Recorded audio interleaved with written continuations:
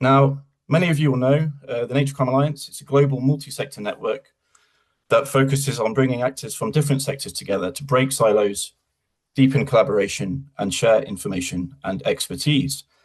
And a key aspect of this is technology. And today we are focusing on one of those technologies, which is geospatial monitoring, and how it is being used to tackle crimes such as illegal logging and illegal mining. Now, in a short while, we'll be hearing from conservation allies who are doing fantastic work with law enforcement partners in Madagascar to safeguard the country's protected areas, often using Global Forest Watch data. Then we'll be heading to Peru to hear from Betty Rubio from the Orpio organization, who will share insights on how indigenous communities are using this technology to protect their territories. And then we'll look a bit further along the justice process with Bratson Taboya Torres, who is a prosecutor in Peru's Specialized Environmental Bureau, who will talk about how prosecutors are using geospatial monitoring to support their own work. I should note that Bratson unfortunately can't join us here today in person, so we recorded his session earlier, but I can tell you it's well worth a watch. And then we'll be joined by Danger Gomez from Guatemala's National Forest Institute, who are using geospatial data in really innovative ways to protect and conserve tropical forests. But before we begin, it's probably useful if we define what we mean by geospatial monitoring, for those not too familiar with the topic. And so to help us answer that question, it's my great pleasure to welcome Ruth Naguran, who is a Senior Associate at Global Forest Watch at World Resources Institute, who will outline this technology for us and also say a few words about the Global Forest Watch platform. Ruth, thank you for joining us. I'll hand over to you. Thanks. You look, hello, morning, good afternoon, good evening. Thank you for joining. And why do we use satellites to monitor forests? Well, there are different reasons. They allow us to cover large areas of territory. They allow us to monitor remote areas, places that are hard to reach. And they also provide us wall-to-wall coverage, so we can see everything, right? In recent years, satellite imagery has become more freely available. And at this time, computing technology has advanced so much that we can analyze and process large amounts of data in relatively short period of time. So next, please.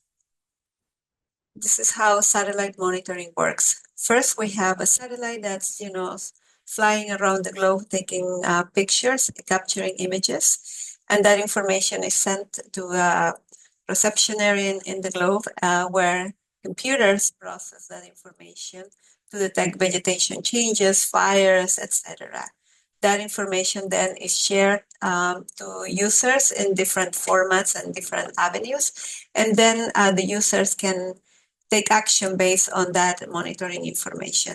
And so this is basically the general way or workflow of how satellite monitoring works. Next, please. About 10 years ago, the World Resources Institute launched Global Forest Watch, or GFW, to provide the best available data and user-driven tools for monitoring forests on a free, accessible, and easy-to-use platform. We have several satellite monitoring systems. Next, please. Global Forest Watch offers a suite of forest monitoring tools that are designed to increase the knowledge and transparency about forest landscapes, harness the information to mobilize local action by different stakeholders, and support commitments by private sector actors to stop commodity-driven deforestation and manage forests sustainably. So we have different monitoring systems. And Global Forest Watch is not just about providing information, but also making it available in ways that are user-friendly and easy for different these stakeholders to act upon. Next, please. With Global Forest Watch, our users can look at areas that are changing rapidly. We have 3 early warning deforestation alerts provided by the University of Maryland and Wageningen University. And here you can see, the geographic coverage, the resolution, and the frequency these systems are updated. Next, please. With Global Forest Watch, we also monitor long-term land use change, which are through our annual tree cover loss, our deforestation monitoring system.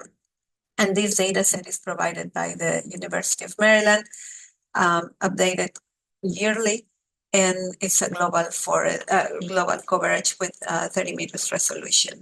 Next, please. We also monitor fires, and this is data coming from the US government, but by NASA, and it has a global coverage. It's updated daily, and the resolution is a little bit coarser, 375 by 375 meters. Every pixel you see is of that size. Next. Beyond forests, we are beginning to identify disturbances in vegetation. This is an area in Peru where you can see how the monitoring system is detecting changes in crops. Next, please. All this monitoring data is available through different platforms. We have the Global Forest Watch main website. Next, please. Globalforestwatch.org, that is the website where users can do on-the-fly analysis, create subscriptions for their areas of interest, compare and contrast with satellite imagery, and create shareable links that they can share through social media or embed in their own websites. For users that have limited connectivity, they can download the alerts and the monitoring data on their mobile applications, where they can not only interact with the data sets, but they can use the navigation system of their mobile application to navigate to the field, the area of interest, and collect information about the causes that are the causes of that change. And for the more technology savvy users, they can also connect directly to our servers and connect and access the data directly to their platforms and embedded in their websites. Next slide, please. To date, we have millions of users. This is the estimate as of December last year, 9.2 million users that are monitoring millions of hectares of forest. And this afternoon, and today, as Luke said, we are going to be hearing from users that use not only Global Forest Watch data, but also other data sets to monitor the areas to support enforcement and control activities. Back to you, Luke. Thank you.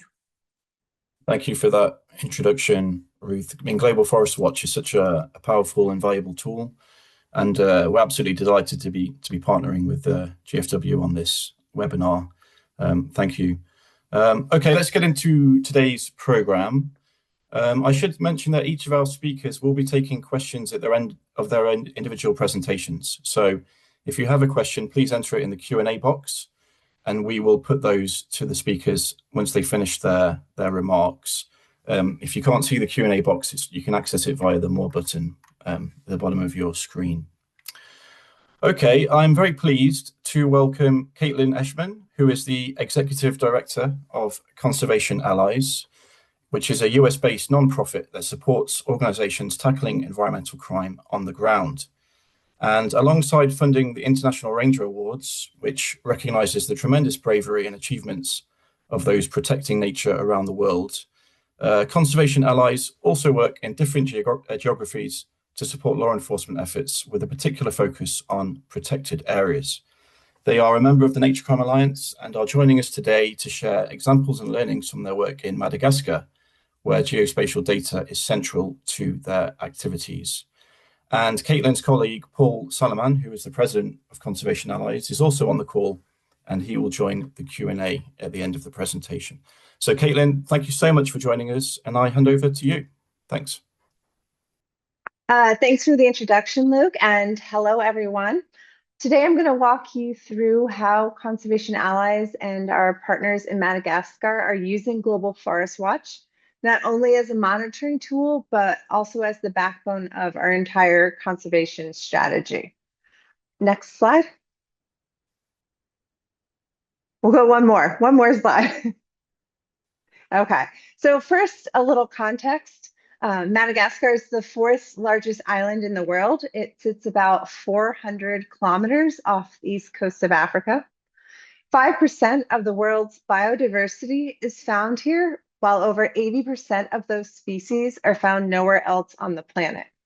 But tragically, it has more threatened endemic species than Brazil and Indonesia combined. And since 2015, Global Forest Watch data has been showing us something deeply alarming. Deforestation is accelerating at a rate that is impossible to ignore. Next slide. As of last year, Madagascar has 109 terrestrial protected areas that cover 12% of the country's surface. These protected areas represent some of the last remaining intact forest habitats in Madagascar, and they are under enormous pressure currently. Next slide. The threats driving forest loss are pretty typical. It's illegal logging for timber and charcoal, slash and burn agriculture, which is known as TAVI, and mining. And that's coupled with a population growth at around 2.4% per year. And so what's compounding this problem even further is, of course, funding. Protected area enforcement has been chronically underfunded, with many donors reluctant to support it, preferring to support community development instead.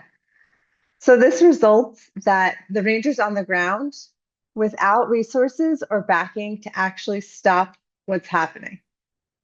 Next slide. So when we asked our partners in Madagascar what their biggest challenge was, the answer was pretty consistent: no funding for protection. Protected area rangers are unarmed and outmatched by these organized, armed, illegal loggers. And then on top of that, conservation donors were not linking their grants to any measurable threat reduction in these protected areas. So there really were no mechanisms tying community support dollars to actual decline in deforestation. So something so simple, yet it's being overlooked. Next slide. So I'm going to take a moment now to really talk to you about how our partners' feedback and Global Forest Watch data have changed our own funding strategy over the years. Before 2019, Conservation Allies was funding community development programs around protected areas. But then in 2019, we started looking at Global Forest Watch annual data and saw that deforestation inside those protected areas was increasing despite our support. The community programs were not translating into forest protection. So then in 2020, after speaking with Malagasy organizations, we shifted our funding to support basic ranger patrols inside the protected areas.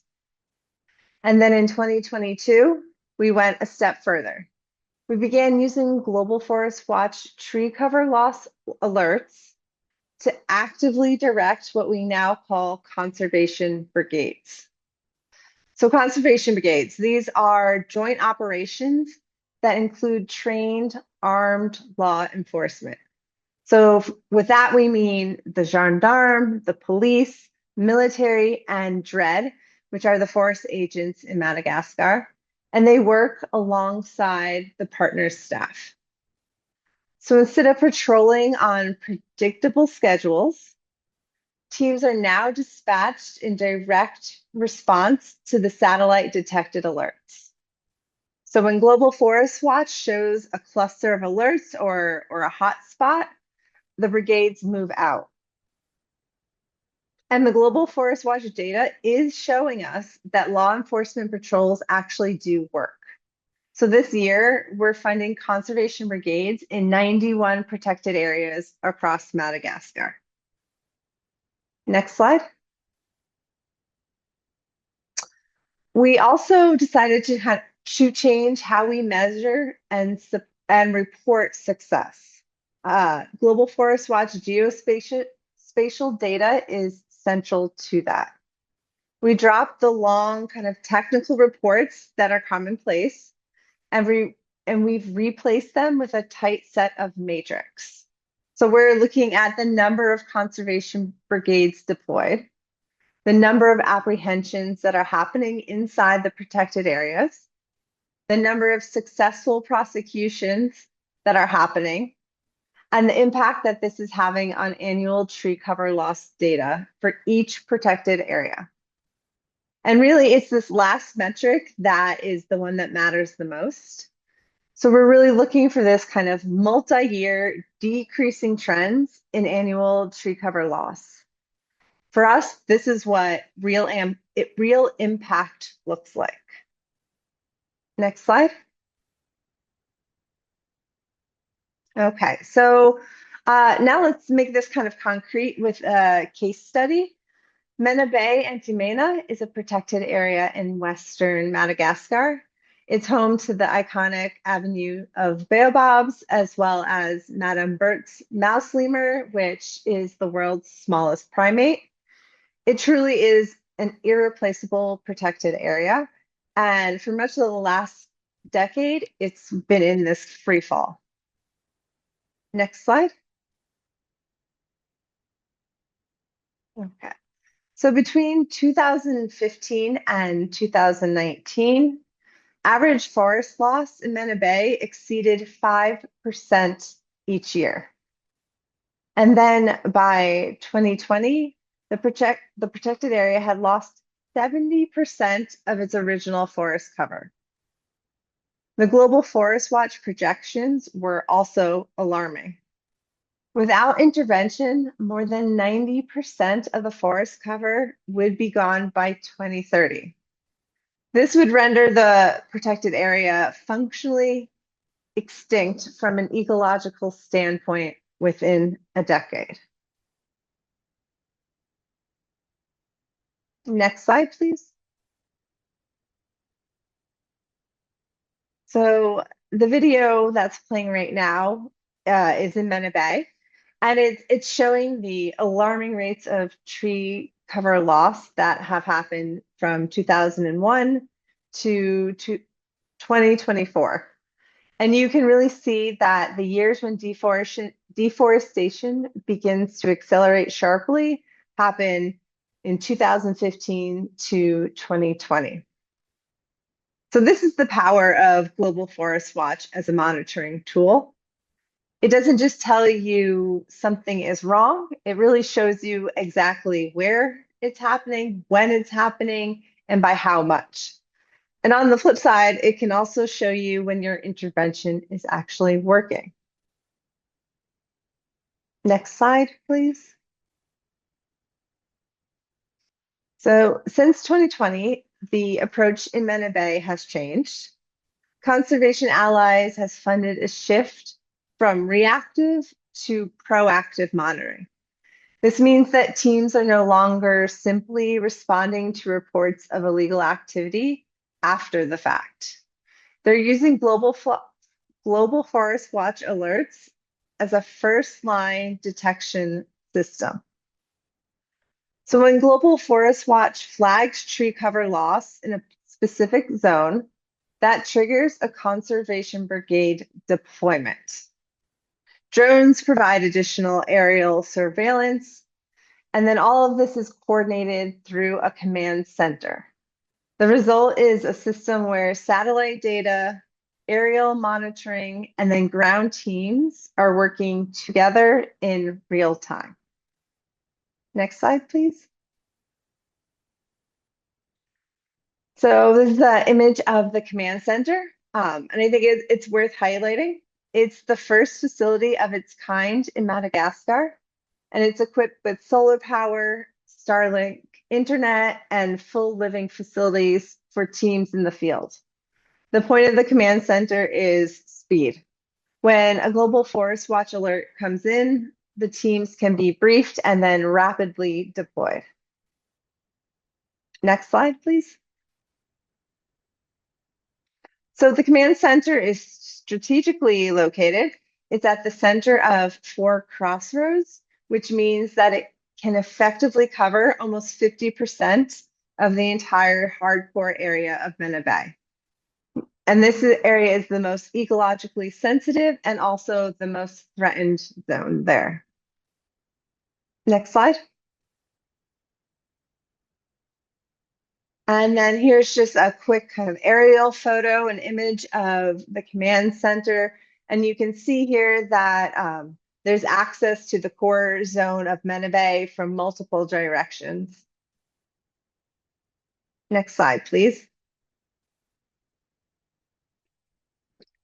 So the data table here highlights the results, I think, which are quite remarkable. You can see that the number of conservation brigades, the distance they covered, the number of arrests they've made over the last 3 years. But the number that really captures the impact is the illegal pressures observed inside the protected area. By 2025, this number has dropped to just 40 instances. And the number of illegal camps that have been dismantled inside the protected area have fallen from 890 to just 2 last year. But even more importantly, I think, is the forest loss at Mena Bay. Between 2023 to 2024, it fell 58%, which is remarkable and very exciting. Next slide, please. So the success at Mena Bay kind of raised an obvious question for us and for our partners. What can Global Forest Watch tell us about the other protected areas inside Madagascar? And are there other protected areas that are facing similar crises? So this led directly to the production of the Madagascar Protected Area Outlook. Next slide. The Outlook's objective is to create a systematic, transparent, annually updated assessment of forest loss and vulnerability across every terrestrial protected area in Madagascar. And it uses Global Forest Watch data as the foundation. The goal is simple also, to give funders, managers, and policymakers a clear, evidence-based picture of where forests are being protected and where they're still being lost. We've now published 2 editions, one in 2024 and one in 2025, which are written exclusively by Malagasy experts and national organizations. Next slide. The methodology is deliberately simple and replicable. Protected area boundaries come from Madagascar's national database, as well as the World Database on Protected Areas. And then forest loss data comes directly from Global Forest Watch. Next slide.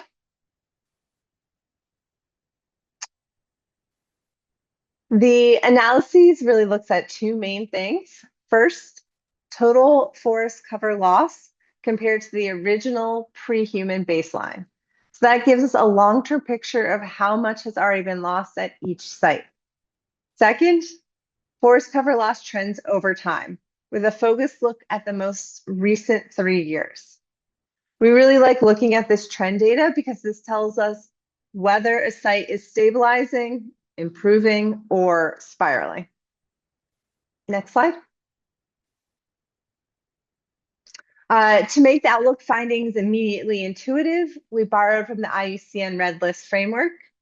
Each protected area is assigned a threat status from least concern to critically endangered based on the forest loss trends. So a forest area labeled critically endangered needs urgent attention. A protected area moving from endangered to vulnerable is making progress. And then a least concern site is one that is considered stable at the moment. Next slide. The comparison between 2024 and 2025 Outlook results is really encouraging. 57 protected areas improved their deforestation rates, and of those, 47 reduced their forest loss, and 10 moved to a lower threat category. And 17 of those sites were also stable. Next slide. So what are the takeaways? First, Global Forest Watch data can help fund protected areas that need it the most. The outlook gives us a really consistent, annually updated ranking of where the crisis is the worst. Second, Global Forest Watch alerts can direct patrol missions in real time, making enforcement more efficient. Third, there's a critical need to fund protected area enforcement. Community support alone without direct protection is sometimes not enough. Global Forest Watch can show us where. And fourth, we need to invest in capacity building so that protected area managers, rangers, and local NGOs can use Global Forest Watch and other geospatial tools themselves. So the goal really is for this to be a locally owned and locally driven initiative. Next slide. Oh, one slide back, sorry. We got ahead of ourselves. Looking ahead in Madagascar, Global Forest Watch data will continue to guide annual publications and direct conservation brigade missions. The methodology is already being applied in Colombia and Panama, where national outlooks are currently underway. And then in September 2027, the World Parks Congress will host a dedicated outlook session, as well as the IUCN International Ranger Award. So it's going to be a major opportunity to bring this Global Forest Watch model to a global audience. And then to everyone on this call, if your organization works in protected areas, we really encourage you to explore using Global Forest Watch data to guide your own actions and assess your impact. And we'd love to connect with you who want to explore that more. And then next slide. I think we're at the end. Yes. All right. So lastly, I just want to thank the World Resources Institute and Global Forest Watch for hosting this event alongside the Nature Crime Alliance, of which Conservation Allies is a proud new member. Okay, thank you. Thank you so much, Caitlin. Very comprehensive and very interesting, and I hope very useful for people on this call. And based on the Q&A, I can see we have been very efficient in answering questions in the chat, but I will just put a couple to you that haven't been answered just yet. And then Paul Salomon, President of Conservation Allies, you are welcome to join this conversation as well. But I've got a question here from Monica Sands, who is asking about the tactics of illegal loggers. So she says, in general, is it more common for illegal loggers to set up camps in the protected areas, as your table suggests, or to carry out more hit and run type logging? And do you think their tactics will change in response to the more effective brigades driven by the work that you're doing? Thanks. So I can answer that. It's variable, but generally the logging in Madagascar is done through camps because they're using axes and machetes. So it's a much more progressive. It takes longer. So they're in protected areas for weeks at a time. But that allows us a chance to go in there and capture them in the act. So that is helpful.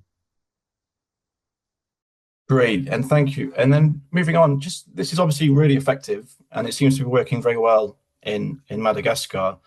Do you think similar tactics or approaches are being developed in other geographies? And is there anything that Conservation Allies is doing to support this work in other countries? Yeah, so we've just launched our Conservation Action Fund for Africa, and that's on our website. I might drop it in a link, or maybe Caitlin can, but basically we're expanding this to other countries in Africa, specifically targeting protected areas in need of help that are through Global Forest Watch demonstrating actual significant deforestation loss. In other words, there's big challenges, they need to be addressed, and we're looking for partners that can help address that through enforcement and also working with the community. And I should just mention as well, on the previous question, tactics have changed as enforcement has strengthened in protected areas. The the illegal activities have shifted to at nighttime. So a lot of our patrols are now at night. To address that, we're using more tracking and more sophisticated technology in addition. But the fact is, when a tree is cut down or a bunch of trees are cut down, that's highlighted by Global Forest Watch through the alerts, and it allows us to react. And the fact that our presence is even there in that area where they're logging, that scares them off. So it's actually a big deterrent. So yeah, big shout out and thanks to Global Forest Watch. Thanks, Paul. Yeah, GFW is really a special resource. We are kind of over time, but there is just one more question, very briefly, that I'd like to ask from the chat, which is the role of the organizers behind these crimes. So when you undertake these operations, these patrols, and you catch the loggers, how much are you kind of disrupting or getting at the organized networks behind these offences? Yeah, it's hard to know. It's hard to get to the people at the top, but we've even gotten to families of generals in the military and to significant to politicians. We've gone up there, and the fact is that the enforcement has, more than anything, given new respect to protected areas where there was nothing before. Now local people are actually respecting it, and we're working with them with community projects in addition. But now it's much harder, and they're kind of stepping back and not undertaking those activities as much. The pressure's still there, but I think that we've gotten control of it, and that's shown by the Global Forest Watch annual assessment of forest loss, where we've seen these consistent declines, and we hope to sustain that.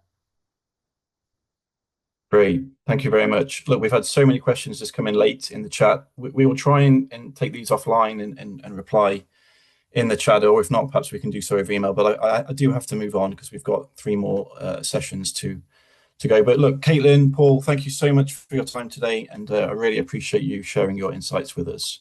And keep up the great work. We're a huge fan. Okay, it's time to turn our focus to Peru. And I'm so pleased to welcome Betty Rubio, who is the Technology Transfer Specialist with the Organization of Indigenous Peoples of the East in Peru, also known as OPIO, who is going to be sharing her insights on using geospatial monitoring to protect community territories in Peru. So Betty, thank you so much for joining us. Now, we're going to be conducting the remainder of this session in Spanish. So please make sure you are in your preferred language room using the globe icon, because the rest of the session will be in Spanish. And to moderate the next few sessions, I'm going to welcome back Ruth from Global Forest Watch, who is going to kick off proceedings with Betty. Ruth, over to you. Thank you. Muchas gracias, Luke. Y Thank you very much, Luke. vamos a entrar en la parte 2 And we del will start seminario, with the second portion of this utilizando webinar. datos We will be geoespaciales using para geospatial apoyar data la in order to territorial. support Como dijo Luke, land vamos monitoring. And as Luke said escuchar de Betty before, Rubio. we Ella, will trabaja hear con from Orpio, Betty Rubio. She's lo comentó, working pero with Betty tiene Orpio, más de 10 años de but Betty experiencia, is no having more than 10 monitoreando years of territorios, sino también experience, not only entrenando monitoring territories, but a also otros training monitores indígenas. other Así que, indigenous monitors te in cedo la the palabra. Adelante, Peruvian gracias por estar con land. nosotros. Betty, please go ahead.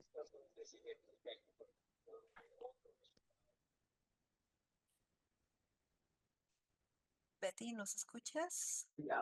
Are you able to hear us? Muy buenos días Yes, thank you very much and good morning. todos y gracias por la participación Thank you for having me, que me dan y por brindarme este espacio de poder and compartir thank you for giving me this experiencia space to desde share my Perú. experience Soy in Betty Rubio Peru. My Padilla, name soy is especialista en transferencia Betty Rubio tecnológica Padilla. del I'm pueblo specialist Quichua, que in está en Loreto, technology transfer. I'm from the departamento de Perú y Quichua Ecuador. population in Loreto, that Soy is de la in Federación the Coconal, borderline with Ecuador. I'm from the pasamos a la Orfeo Federation. Please next. lámina. Ya. En esta lámina, es otra lámina. No, let's go to the previous slide, this one. No, yes, this one. En esta lámina es básicamente Here, parte de mi historia, lo this que is part yo of my como story. mujer indígena vengo What realizando I, por as an más de indigenous 10 años. woman, Ya have been por una parte doing de with 10 my años, monitoring work almost ¿no? for 10 years. Bueno, yo inicié siendo monitora en mi I started comunidad, being, luego fui being presidenta de la monitoring my community. I federación, was fui the president of the entrenadora y federation. I hoy was soy trainer, especialista, and ¿no? today I Entonces, am yo specialist. capacité entre So hombres y I am mujeres de training diferentes women pueblos, and men como from different ticunas, populations, yaguas, like quichuas, Ticuna, ¿no? Yaguas, En diferentes Quichuas, lugares. in different places. Entonces, es una experiencia So bastante importante this para is mí a really porque important experience for así, me de esa because manera, he podido conocer a diferentes pueblos también. that way I have been able to meet different Pasamos a la siguiente populations lámina. also. Let's go to the next slide, please. Ya, en esta, este es un paisaje que This está is the mostrando lo que landscape decía that del where monitoreo, we are ¿no? having some Acá intervention. podemos mostrar, Here we are ustedes pueden able to show observar que el corredor está desde la frontera entre Perú the y Ecuador. corridor is in the Tenemos borderline la between frontera, Peru and la Ecuador, frontera que es entre and Brasil we y Colombia. go to the triple borderline, Ahorita which is justamente Colombia, estoy en Peru, and la Brazil, frontera and Peru, sorry. número 3, que está Today allá arriba, I y am estoy in the en number el territorio 3 that you are able to see, which desde is acá the estoy haciendo mi Maxes presentación. territory. I am Estamos actually doing my Perú, presentation Brasil. here. Entonces, un corredor Then we go in ya Peru venimos and Brazil, trabajando and por this is a varios corridor años, where we ¿no? have been working for Realmente several llevamos years. Casi 10 años We trabajando, have been working for this, ¿no? as I said before, for Nuestro 10 years. trabajo es bastante interesante, Our ahorita work is really que venimos interesting, capacitando, ¿no? and we have been training Nosotros a lot of people. también hemos gracias a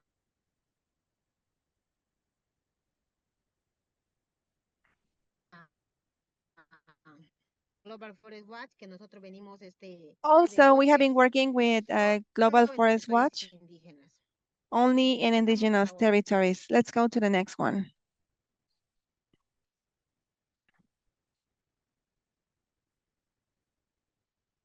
Hola. Gracias.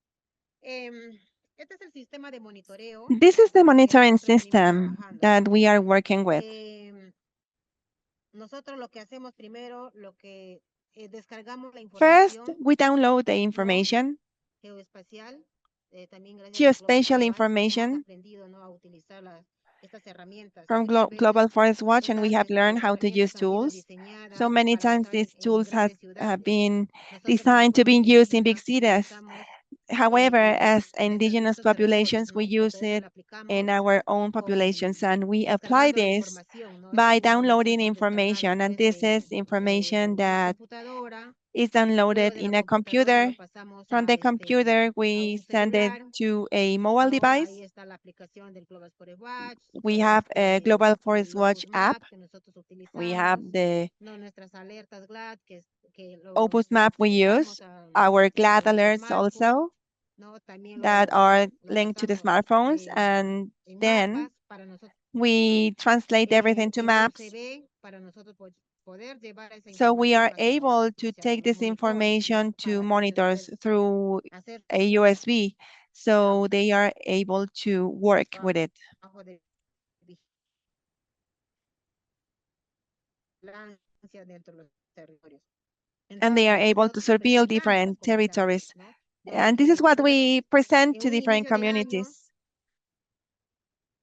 hemos podido eh,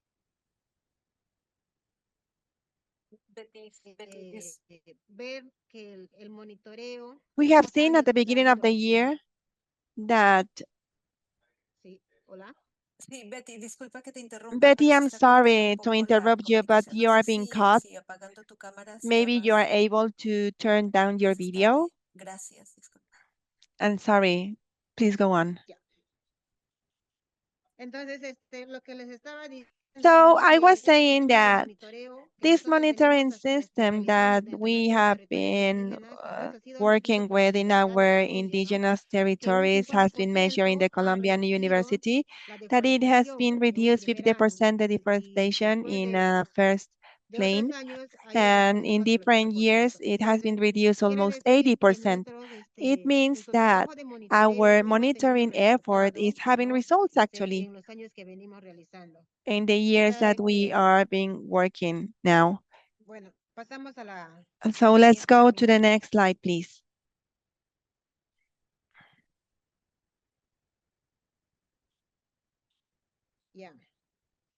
El monitoreo geoespacial, ¿no? Lo que nosotros, Geospatial monitoring. nos ha ayudado de, This is what has helped us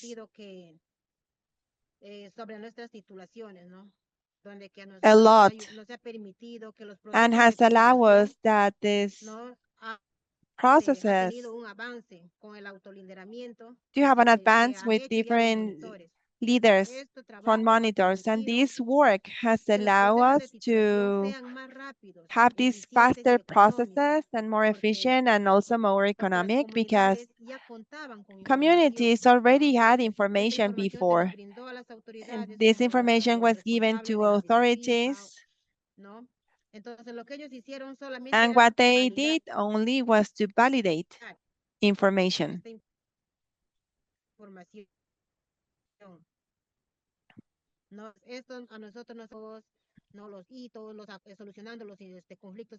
We have been solving internal conflicts many times in the communities.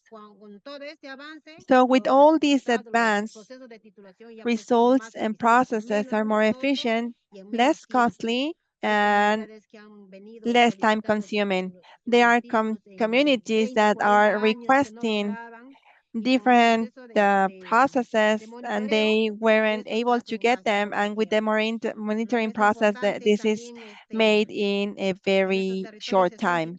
This is allowing us, our territories are having a protection in order to block threats that we have in territories. Let's go to the next slide, please. En esta lámina que podemos observar, esto Here, nos ayuda a planificar. Here we are able to see this, the different points, and we are able to plan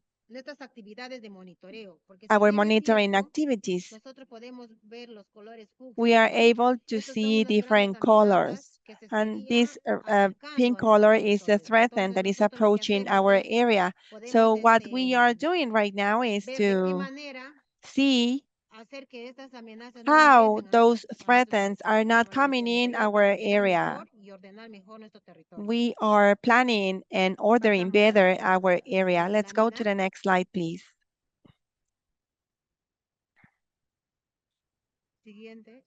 Next. Next, please. Este es una lámina bastante interesante. This slide is really interesting. This is about natural disasters that we have in those years because of climate change. So, as monitors, this is really helpful in order to prevent environmental crimes.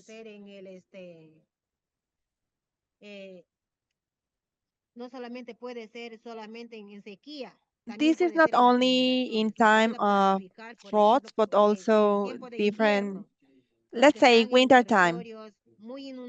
People that are in very flooded areas are able to go to higher areas that won't be affected.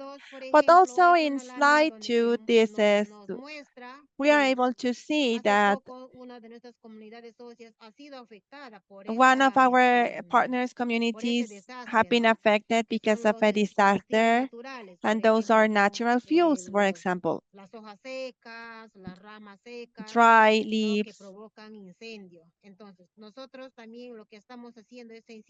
that are provoking fires, and we are in the same way making the population to sensitize not to have their crops closer to this fuel that is provoking fire. So we are preventing so the same community is not affected. Pasamos a la siguiente lámina. So moving on to the next slide.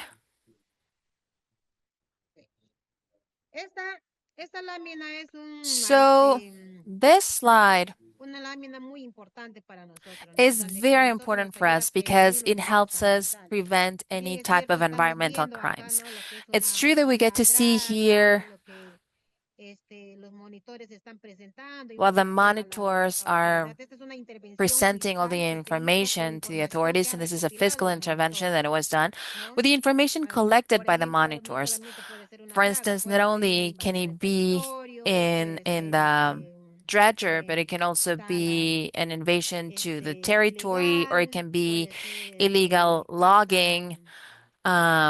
It can also be indiscriminada, son muchas hunting actividades que and so podría forth. hacer And there are daño a a lot nuestro of territorio. activities that can harm our Entonces, territories. todo So esto all of recopilan la this información los is where monitores y they brindan a las collect the autoridades, ¿no? information and they Para que provide ellos it to puedan the tomar una authorities so acción that they inmediata, can con take immediate precisión, actions with ¿no? Y no precision, tengan dificultades and so en they la don't have intervención que any ellos puedan difficulties in the realizar. interventions that they may be carrying out. Pasamos a la siguiente lámina. Moving on to the next slide, please. Ya. Esta lámina también So son this otros slide resultados, ¿no? are Que nos also a other nosotros nos results ayuda, por that ejemplo, a help us, for instance, combatir lo to que es la tala, fight ¿no? La tala no the autorizada. illegal Acá logging. estamos viendo que los monitores Here we de igual get to manera see that the monitors están mostrando el are mapa, also showing the están map. enseñando a través de los They celulares, are ¿no? Lo also que showing toman through las their evidencias smartphones y that así they are puedan collecting the evidence las autoridades puedan so the authorities actuar, ¿no? can Inmediatamente. act Esta información muchas immediately. veces nosotros So presentamos this por ejemplo information como most of the a la time OSI, is por something that a la we a la JEP, present por to no Hereford, la Oisenfo, fiscalía, and to the no para prosecutor's que como office, prevención, no para que las just as autoridades puedan tomar prevention, acciones so that inmediatas. the Muchas de authorities can nuestras take immediate comunidades han sido actions. afectadas Most of por our esta communities have been actividad. affected by this Entonces, activity, presentamos a las and therefore autoridades para que we ellos ya puedan present it to the authorities ver de qué manera tomar so they las can acciones see how necesarias. can they Igual, take pasamos a some la otra lámina. actions. Moving on to the next slide, please. En esta lámina lo que nosotros So in this slide, viendo es, what ¿no? we are seeing ¿Cómo hacemos nosotros, por ejemplo, nuestro censo is, forestal?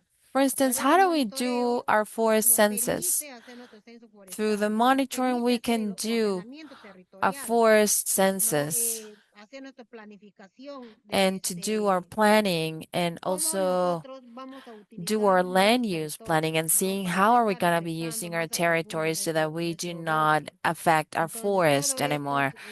incluso So podemos ver, ¿no? Por we qué can zonas even see serían los riesgos, what ¿no? are the ¿No? De areas that are afectación, ¿no? Si son por at quebradas risk o por vértices en este being territorio affected que because of having estaría afectando dredgers, la or caminata. where Entonces, can como we le have some decía, nos threats in ayuda the a planificar territories. So as I mejor was mentioning, it el helps us to territorio, better plan cómo lo vamos a dar the un buen land. uso, ¿no? How are we going to Sobre be giving a good use, or making a good use of it nuestra actividad que vamos a desarrollar in en the cada activity año. that we will be developing every Bueno, year. eso sería lo que So quería that's compartirles what con I wanted to ustedes. share with all of you. Gracias And well, por thank you escucharme. so much for hearing Muchas me. gracias, Betty, Well, thank you por so tu much, presentación. Betty. Thank you Siempre for your presentation. tengo la fortuna de I'm conocerte, pero siempre me always, I mean, siempre I've me been inspira escucharte fortunate y, to y know aprender de tu you for several years, and experiencia it's always y cómo exciting hoy to hear cómo you and to has learn your experience on the evolucionado y field and crecido en the este way you have manejo evolved y el and uso grown, de los datos de monitoreo. and also with the use of Estamos un poquito monitoring data. apretados de So tiempo, we're a little bit eh, behind with regards to pero time. tengo ahí una However, I pregunta. do have a eh, question. Tengo muchas preguntas, pero no tengo I mucho have a lot of tiempo. Hay questions. una pregunta Unfortunately, de we don't have a Alajes lot que of dice, time. So we have a ¿existe question from alguna relación Alajes, and entre it su says, trabajo is there a utilizando la relationship between tecnología your work Global using Forest Watch y la the iniciativa Global Mochila Forest Forestal Watch implementada por CIFOR um, en Perú? and Betty, no also sé the si Mochila puedes comentar un Forestal poco cómo implemented? But Betty, can you han tell us a interactuado little con bit about o how you've trabajado been con la Mochila interacted, or Forestal how you've y been working también with the Mochila Forestal? Sí, Yes. Nosotros también nos hemos Well, capacitado en tema de la we mochila also forestal, ¿no? have Para gotten trained in trabajar terms of the mochila forestal articuladamente con pues, lo que es OSINFOR, ¿no? Hemos or the capacitado forest también a los backpack. monitores And we en have el tema de la also mochila forestal trained the monitors in terms of the presentar forestry y backpack in evidenciar, order ¿no? to De present muchos and to casos que se show venían dando en evidence of a estos lot of territorios. cases that were Muchas de happening nuestras in these comunidades han territories. sido A endeudadas, lot of pues, our communities have solamente become por indebted trabajos administrativos, ¿no? Que se only han for hecho, ¿no? administrative work that had been Pero sin done. embargo, con el trabajo de However, monitoreo, with the podemos monitoring mostrar work, a las autoridades we can que show the muchos de estos delitos authorities that most of these cometido felonies erróneamente, have porque nuestros been recursos han estado mistakenly happened en el because territorio, no han salido these de nuestro resources territorio. have been in the Entonces, no era por territory. They falta de have not información left the que, territory. So probably it que se was daba, because of a ¿no? lack of En estos information that momentos. this happened in Muchas that gracias, moment. Betty.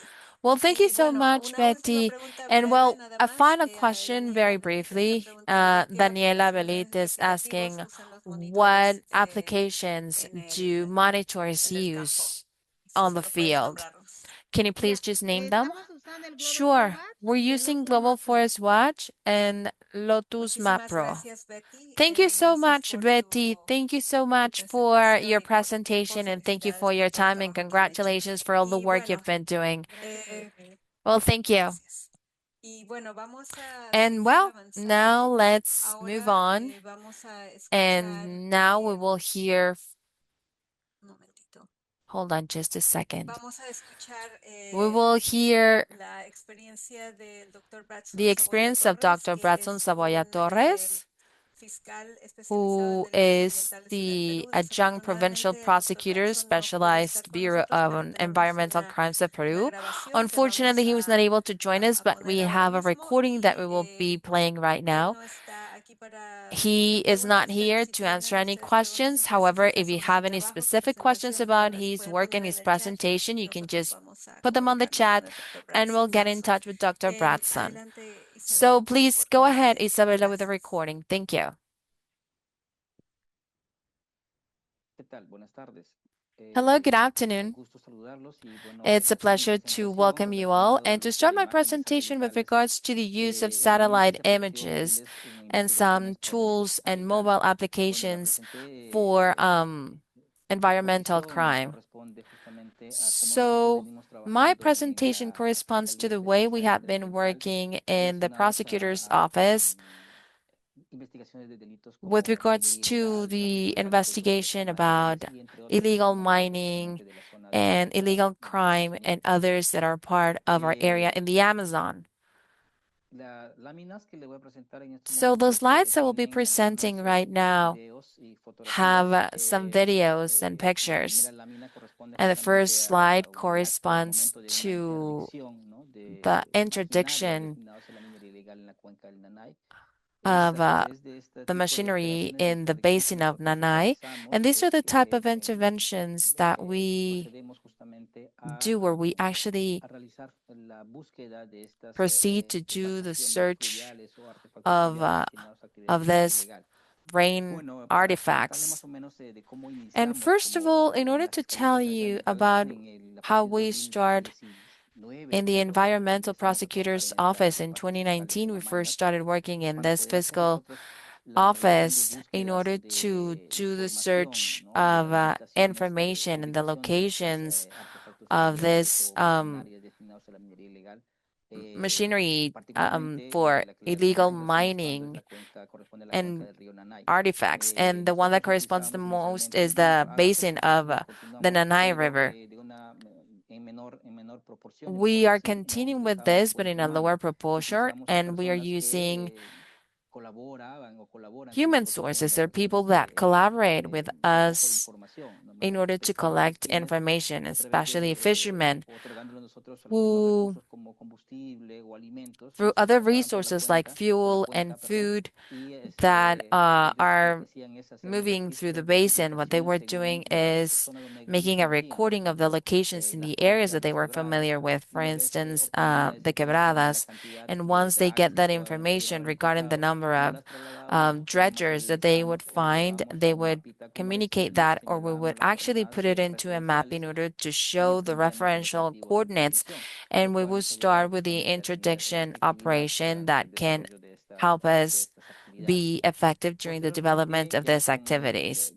So once we've been having more contact with our work, we have been able to have the support of the Air Force as well as other partners or entities like CERNAM that have actually funded some air recognition, and we can see some of the coordinates where we have recorded this activities that the prosecutors were doing financed by these entities, and we would do the same procedure. We would collect the information and then we would execute the prohibition operation, and we would actually get some sort of a search radios in order to see the resources in terms of how much fuel we would use, time we would spend there. And this is something really important when we plan a prohibition activity. These are the images that we were able to get through this aerial surveys, and the dredgers that were operating and that were getting gold and so forth. And we would do this with the support of an NGO that is called ACA. This is an NGO that was providing us with satellite information through the reports like the ones that are shown on the slide. These reports would give us information regarding the dates of the registry. For instance, this report pertains of January 5th of 2025, mentioned the type of satellite that was used, the sensor that was used, the area where the registry or the recording had been done, and it would also point out the coverage, if it was a partial coverage, it was a full coverage, amongst other data that were given to us. And what was most important to us, additionally to this, is the coordinates of the location, as you can see on the right-hand side of the number of dredges, and also the coordinates. So through this, we can actually do the recording of the search. Additionally to this, the report would include also a range of search or range of area where the recording of the satellite had been done. And as some reference images, we have the images of the boats with the river artifacts operating in the areas where we're interested of doing the prohibition activities. As you can see, one of them pertains to December of 2024 and the other one to January 2025, where we have been able to do these recordings. So what we're very interested in showing you is that throughout this prohibition actions, while we are moving, it's very difficult for us to really know where we're at, or also if there are any streams that we have recorded on the map that we have in order to do the activities. So in that search, we really need to have other tools that can help us identify areas of access. As you can see on the video, and I'm going to lower the volume a little bit, you can see on the video, we can see only the river and the vegetation on both sides, and we cannot really see if there are any entry areas, any kind of streams or any other entry so that we can go and check out the area. We could also do this through drones, but it would take us a little bit longer. However, the tools that we use is how we can move through some air images, and we can see how these boats are moving, and we have nothing else to see but the river and the vegetation on both sides. We don't have access to envisioning deeper, so to speak, in the search areas. So in order to find these interest areas. As we can see on the slide that I just showed you, this is the way how we see the river and the ways we can find the streams and the river artifacts that are hidden. And we need to try to find the interest areas, because sometimes with the coordinates that we have found, not all the time will we find these river artifacts, because these are mobile artifacts that they can move with other boats that are pushing them, and they are hiding them in different areas to the ones where we have recorded the coordinates. As you can see on the picture, we have an area where we did a recording through an air survey. And in this opportunity, the enforcement authorities were moving in the river in the meantime that we were also recording the location of the dredgers. It's a little bit more expensive to do this type of operations using the vessels from the Navy, but it's also very effective. So we can see the location of these dredgers that are actually hidden.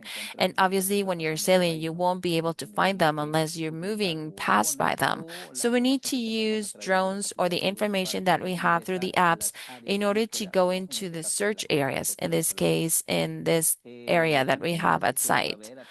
I don't know if we can also see this on the upper side of the dredger. I'm gonna be try to point it out with a pointer. These boats, most of them have satellite internet from Starlink, and in this way they can communicate continuously. They can even know our location through the informants that they also have throughout the development of this type of operations. Now, on the next slide, we will get to see some air images about how they hide them and how they try to hide their river artifacts that are actually very expensive for the activity. Generally, a dredger like this costs between 80,000 to 100,000 sols. So they need to protect their illegal resources, so to speak. Now, the app that I was telling you about, that as a prosecutor specialized in environmental issues, is Alpine Quest. And while being on the field, once we have downloaded the satellite images and throughout the tour on the field, I can open up the app and I can zoom in the image in order to see the area that I'm in, so that I can even track my recording or even see the areas that we can access to. And as I was mentioning, through accessing through a lake or also through a stream. And as I was mentioning in the previous video, we cannot see these branches, so to speak, of the lakes or the streams. And this app helps us or allows us to have an idea of what the area looks like, the area that we can access to do the search of this rain or river artifacts. And this is an app that allows us to use different types of maps. It even has some maps regarding heights, and we can alternate. So I think that it's a very complete app. Also, on the top part, we can see the coordinates of the area you're in. You can switch them to the type of coordinates, and it can be in grades, minutes, or UTM, or a format that the user considers useful, as well as other apps that are also part of this, or tools that are also part of this app. And you can also measure distances. Once you get that information regarding where to access in order to do the search and the radius that we have identified, we go in with the law enforcement through these little boats. However, the illegal people leave just like things to have obstacles for our path, and we try to surpass them.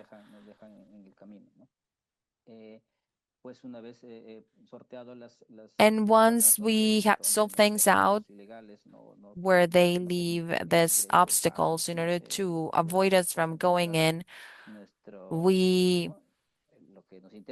can find, we're interested in finding. In this case, you can see on the video that we found a river artifact. This is a dredger, which is underneath the forest, and it's impossible to see it even using drones. And therefore, this is the moment where we actually found this dredger boat that was hidden in this stream. And obviously, we proceed with the prohibition actions. We install the explosives, and then we identify what it looks like afterwards. Another tool that we use here, or that I specifically use, is that we need to leave a registry of everything we do. So we cannot just like enter a physical document on the field because it can get wet, it can fall down. So what we do is that we are enabled, in order to have some audiovisual minutes, and afterwards they are transcribed into documents once we get to the office. However, this tool that I'm showing you is Camera, which allows us to record the image, but also the data. I don't know if you can see it over here. On the image, on the lower left side, we can see the date of the recording, the time, and the coordinates that this place pertains to. And we can also see the range of error, give or take 150 meters, which is the range of error of the satellite. And this is an app that is used without having to use internet. You can use it only with your phone. And as I mentioned, this recording is really important for us so that we can leave proof, so that we can make reference to the exact location and the date and time. And we have used it several times for preventive pressure hearings, and we leave proof with a video of what we found, if we found agendas, or if we found any notes or telephones, which allow us to continue or start investigations, or even look even further of what we have, because our job is not only to destroy the illegal boat, but also to use the information that will allow us to get to the funders, to the people that are linked to this illegal activities, in this case for illegal mining. And as I mentioned, this is really important for us to record the date and the coordinates additionally to the content with a video. So this is the way in which we work with these apps. And I also think it's important to mention that as of 2 years, the Peruvian Air Force have been helping us with some air surveys, but through a plane that has an optronic camera and that does some ISR aerial surveys. And what this camera allows us to do is to do a recording like the previous apps that I just showed you. And this is a camera that is installed in the aircraft that helps us see the altitude, record the time, the date, and the coordinates, and other important data. But additionally to this, we're very interested, as I mentioned previously, we would be very interested into recording the faces of the people that are actually doing the illegal activity of environmental crime, because these are done in big distances. And it's really difficult for us as prosecutors to identify the people who are actually doing this illegal activity. So this tool can help us to improve the indictments, and we can actually identify the people that are conducting the activity. So I think that this tool would be very important, and it's currently very expensive because an aerial survey, has a cost between 20,000 to 30,000 depending on the time of flight. But based on the information that it gives us, it's really important. It would be even better if we could have the possibility of doing some sort of recording of the people's faces, as I mentioned. Here we can see on the video on the top side the Starlink antennas that I was mentioning. All dredger boats have these antennas And people are paying attention to this because apparently they have noticed that the aircraft is there. So this is with regards to using the apps that we have or that we are using here in the prosecutor's office in Loreto. And well, I want to thank you so much for your attention. And we're here if you have any questions. Thank you and blessings. Muchas gracias, Well, Isabela, thank you very por, much. Thank you, el video. Isabella, for playing the video. And well, it's very interesting the way in which Dr. Savoya was talking about the importance of a satellite monitoring, not only in order to detect and document, but also in order to implement some operations. And next, we will conclude this session. I will give the floor to my colleague, Danger Gomez. He is the head of Geospatial Information Systems and the National Forest Institute in Guatemala. And he will tell us a little bit about the way in which about the way in which they use monitoring information at INAB for control and also in terms of paying some forest incentives. So thank you so much. Go ahead, Danger. Well, thank you so much and good morning. Can we move to the next presentation, please? Well, thank you so much. Well, as the National Institute of Forest, we are in charge of having the official forest topic, and we are in charge of the forest monitoring. Next slide, please. So as an institution, this is a leader and a model in terms of the national politics and our policy forest. And the mission is to execute and promote the tools for national forest policies, making it easier to have access to forest services. So this is an official service. And as I mentioned, the Institute nationwide, we have jurisdiction and we also have the mandate to monitor all forest resources. Next slide, please.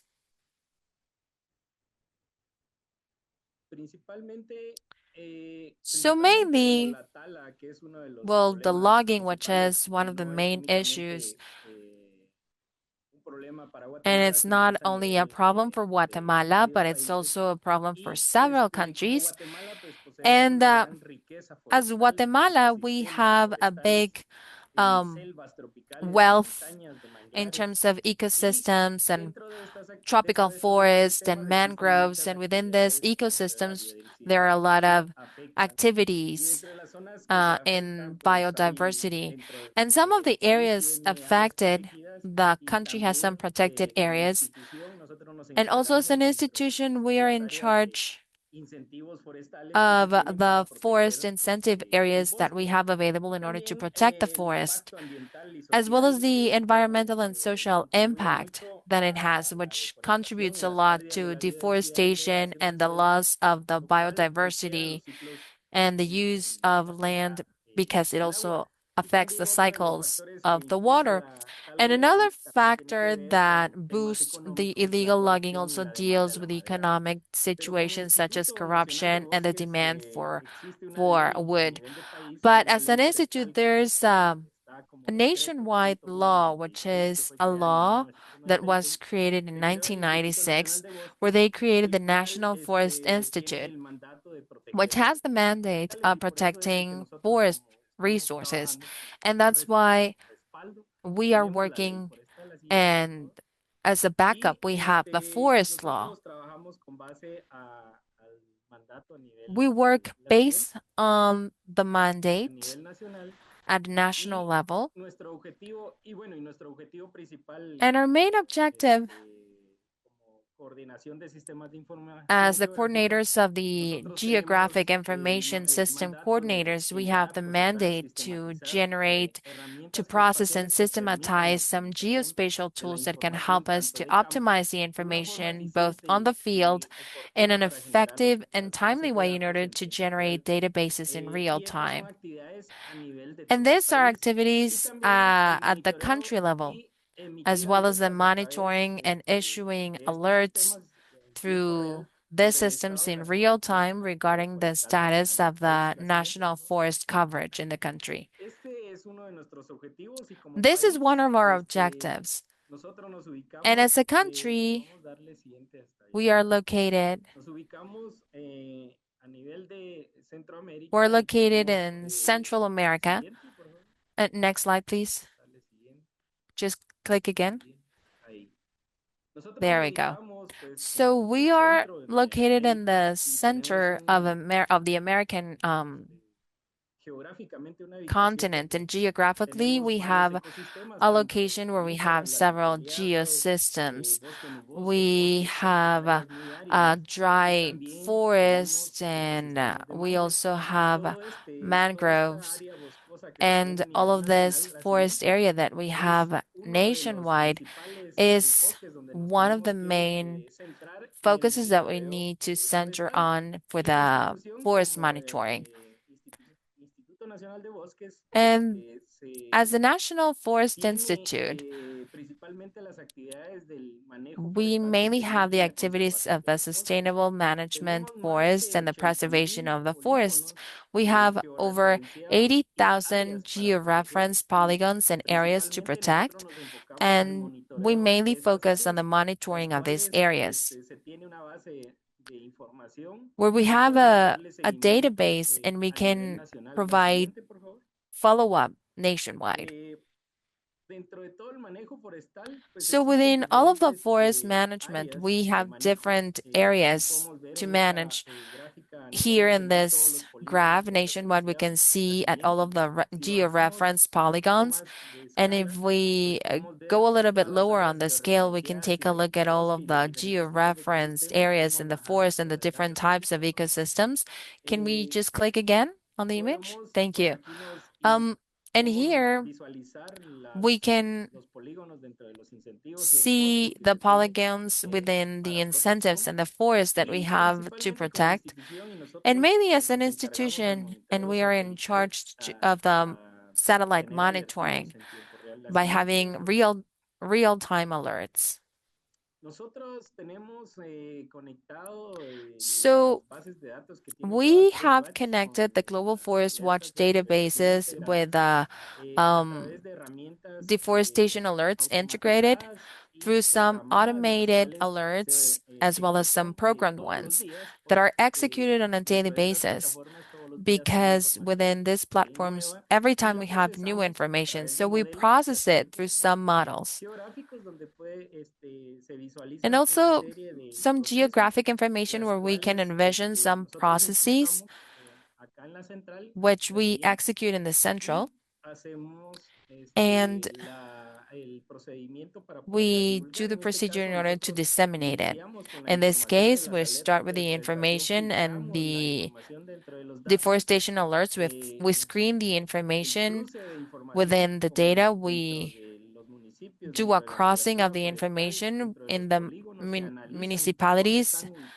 In the forest protection, we check where these polygons are located, and we generate the reports in different types of formats so that they can be seen. And we also identify the critical areas so that we can prioritize the monitoring. Next slide, please.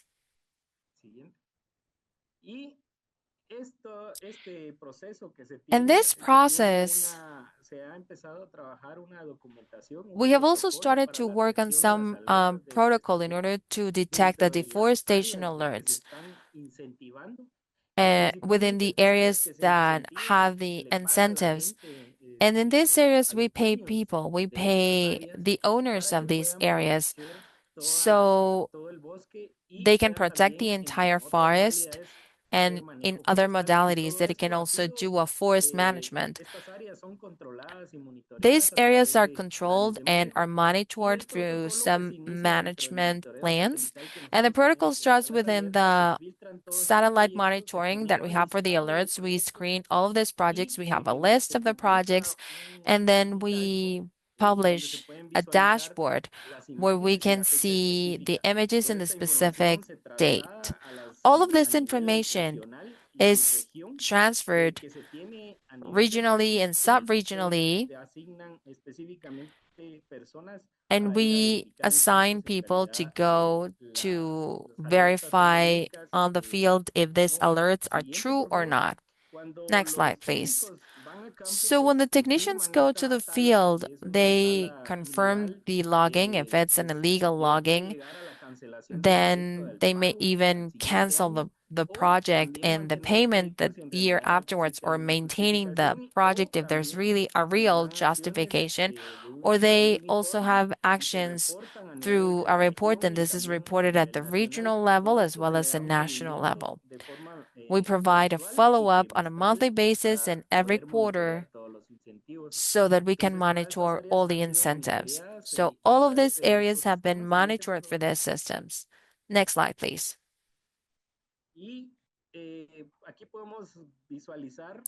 Here we can see the way in which we monitor through these images. We use satellite images that have a high resolution, and we have over 80,000 polygons with these alerts. Nationwide, the technical people that see this information have access to these images where they can verify the logging, and they can go and verify on the field. So this is an example also where we can see that this is the polygon area, which is the entire area that is marked with black,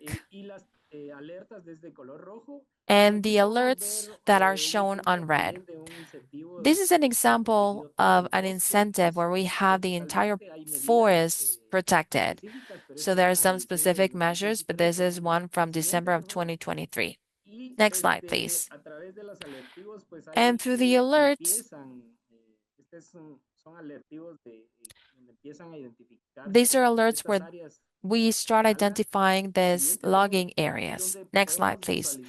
Where we can also envision the process of how each of the areas has been changing throughout the years. This is an image from 2024, and we can also identify where the logging happened. So that's within the incentives. This is another image. This is an image from 2023, where we can also see the alerts, how they start showing up every week. Next slide, please. And all of this information is sent to the regions so that they can verify this. This is an image from July of 2024. Next slide, please. And this is another clear example of a protected area. This is also within the incentives. And we can also, next slide, please.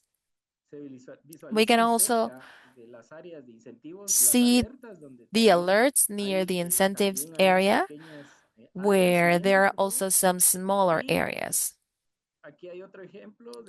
And this is another example of a protected area with other images from the year 2020. Next slide, please. And here we can take a look at the change and the alerts with the images. Next slide, please. And well, since the institution also has the modality for forest management, this is a license where they identified some alerts. And once we verified it on the field, we got these areas that were completely legal with their management plans. And it was verified that this area was registered in the institution. And they had their cycle for cutting or logging, and they corresponded to the alerts, but this is completely legal for the forest management. And we can also see with the planet images. Next slide, please. And this totally corresponded to the specific dates that the management plan included. So we also verified the follow-up of the way in which they leveraged the wood or the timber, and they actually reforested in those areas the year afterwards.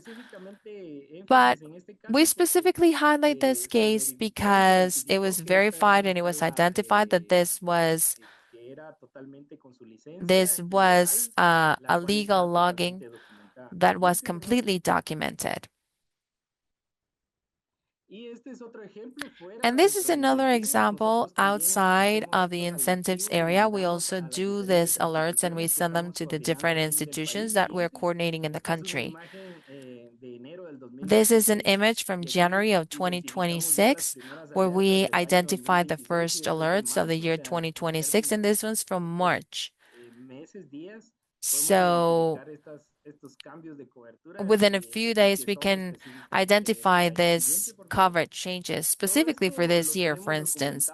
We have documented all of this through a platform and through a dashboard where we use automated tools with the licensing of ArcGIS Enterprise and also processing with Artist Pro and Python. And we use the programs, and this platforms helps us visualize the specific date of the alert, where we can actually disseminate the alert for each incentive forest and see what is the area, what incentive is prioritized within this alerts. And we can send this information, or well, the regionals have access to this and it's fully documented in terms of where the information is coming from. And besides the illegal logging alerts, we also have a real-time monitoring fire system where we see the hotspots. And we also connect with the data from from NASA.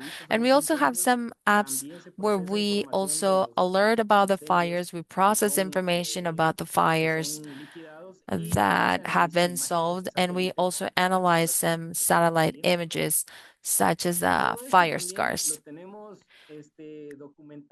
And we have documented all of this through platforms and dashboards where we can identify on real time the monitoring of the fires as well as the hotspots through images and maps and information, where we can download a lot of real-time information, as well as the monitoring of how many fires are active nationwide in the country, how many of them have already put off, and what is the area affected, what is the area of forest and without a forest, and all of this is documented through a geo-reference point and an image. And we also use apps like Survey 123 in order to collect the information within the incentives as well.